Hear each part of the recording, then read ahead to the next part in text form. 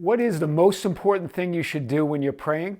We're going to talk about this afternoon. This is Tom Karen with the Be Something Wonderful studio of Higher Consciousness in San Diego, California, where we help you level up and become the best version of yourself. Guys, welcome back. I want to talk about prayer again. And again, the teachings of Neville Goddard and other spiritual teachers talk about this. What's the most important part when you're praying? We've talked a few aspects of this, but I want to talk about this a little bit more.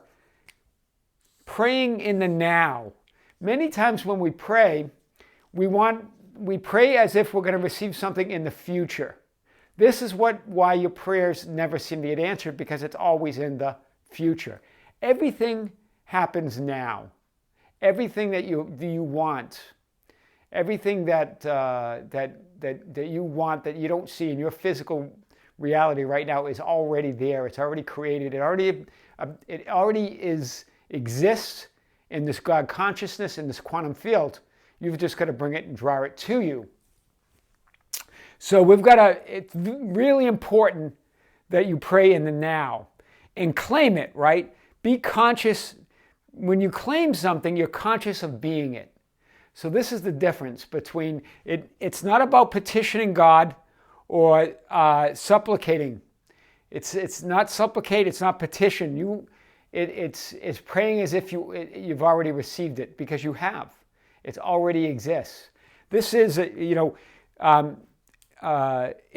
was said in the Bible, right? God calleth those things which be not, in other words, are not seen, as though they were. Right? It's the unseen to the seen. It's already exists. That invisible energy, that manifestation that you want already exists in the unseen. It already exists in the invisible. You've got to bring it into the visible with prayer. And that's claiming. That's by claiming your I am, claiming to be conscious of what you're being, that which you desire. If you're waiting and looking and hoping, that's not prayer that's going to help you. You're going to continue to wait. You're going to get exactly what you're waiting. You're going to get more waiting. So it's not waiting, it's knowing. It's a knowingness that when you call out that I am, you're bringing some things from the unseen into the seen. It's done. It's going to show up in physical reality, right? It's that resurrecting power, right? We talked about this. So God calleth those things which be not, are not seen, right? Which be not, are not seen, as though they were. This is your resurrecting power. Once you say either I am free, I am wealthy, I am strong, right? Or I am, maybe it's a career goal, right? Or I'm a singer, I am a dancer, I am famous, I am loved, whatever it is. Then the idea is when you pray, you're getting touched by this or crucified by these desires, meaning you're feeling them. This is what it means to resurrect that inside what you're conscious of being. That's the Christ in you. You're resurrecting that that Christ in you, those desires, when you feel them. You're being touched by them, or they're resurrecting in you. This is what the Bible meant.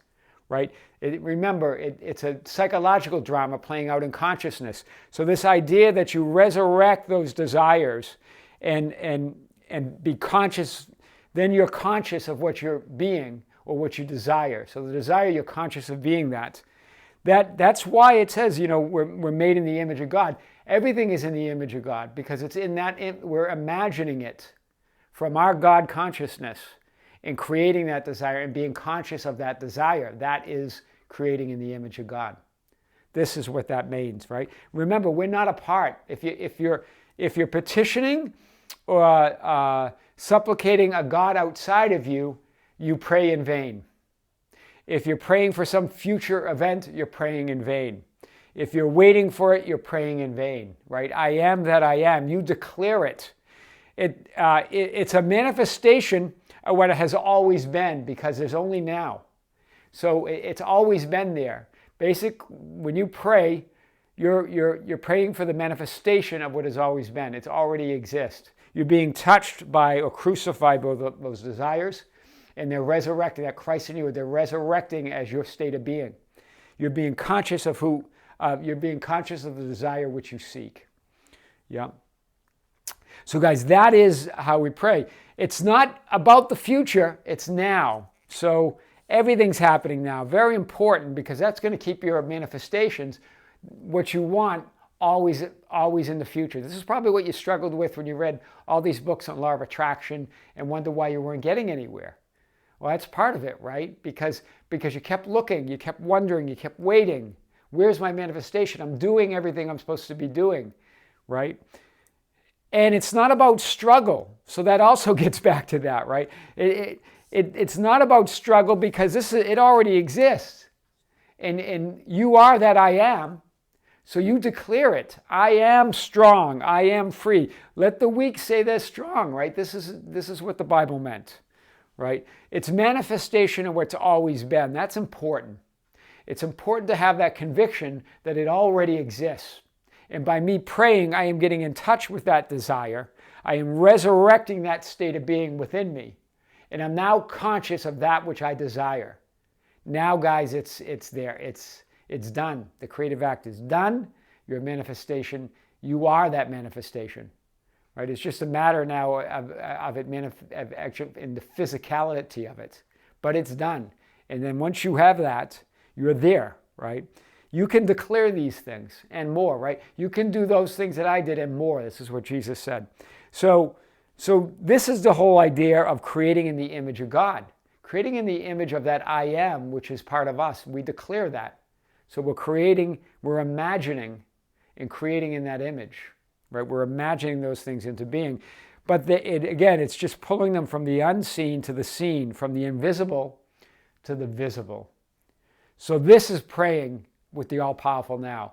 We've talked about some of these before, but we're kind of threading it together for you. It's not petitioning someone outside yourself. It's not supplicating for things to a God or an idol outside of yourself. You are that. I am that I am. Right? You are part of that God energy. There is the Creator, the one Creator. Remember, my Father and I are one, but my Father is greater than me. Right? So we know this, that you're part of that. You're part of that God energy, and that you get to declare that I am. That I am is that powerful prayer, is that powerful indicator. If you're unconscious of it, you may be creating anyway, but you're never conscious of it. That's what we were referring to in our last lesson, right?